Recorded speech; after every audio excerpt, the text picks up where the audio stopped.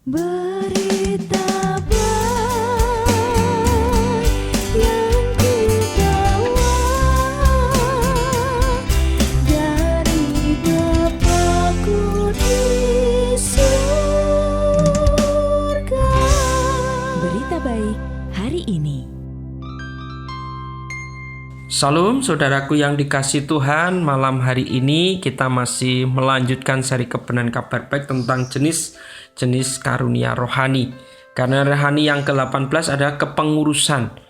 Karunia kepengurusan adalah kemampuan istimewa yang diberikan oleh Allah kepada beberapa anggota dalam tubuh Kristus untuk mengerti dengan jelas tujuan yang dekat dan tujuan jangka panjang dari suatu kesatuan tertentu dalam tubuh Kristus, sehingga dapat merencanakan dan melaksanakan rencana-rencana yang berhasil guna untuk mencapai tujuan itu.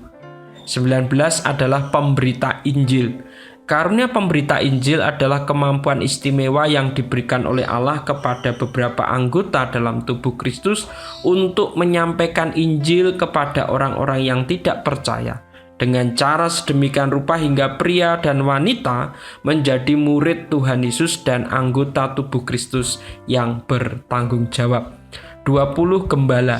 Karunia gembala adalah kemampuan istimewa yang diberikan oleh Allah kepada beberapa anggota dalam tubuh Kristus untuk menerima tanggung jawab pribadi jangka panjang demi kesejahteraan rohani sekelompok orang percaya. 21 hidup lajang. Karena hidup lajang adalah kemampuan istimewa yang diberikan oleh Allah kepada beberapa anggota dalam tubuh Kristus untuk tetap membujang dan menyenanginya, untuk tidak menikah dan tidak menderita godaan seksual yang berlebihan. 22 hidup miskin secara sukarela.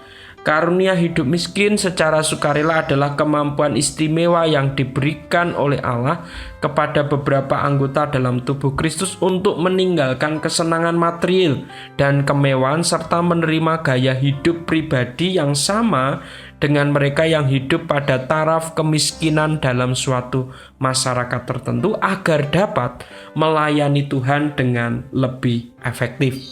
23 adalah mati sebagai martir. Karunia mati sebagai martir adalah kemampuan istimewa yang diberikan oleh Allah kepada beberapa anggota dalam tubuh Kristus untuk mengalami penderitaan karena iman bahkan sampai mati, sekalipun sambil terus-menerus memperlihatkan sikap bersukacita dan berkemenangan yang mendatangkan kemuliaan kepada Allah. 24 memberi tumpangan. Karunia memberi tumpangan adalah kemampuan istimewa yang diberikan oleh Allah kepada beberapa anggota dalam tubuh Kristus untuk membuka rumah mereka dan menyambut dengan hangat orang-orang yang membutuhkan makanan dan penginapan.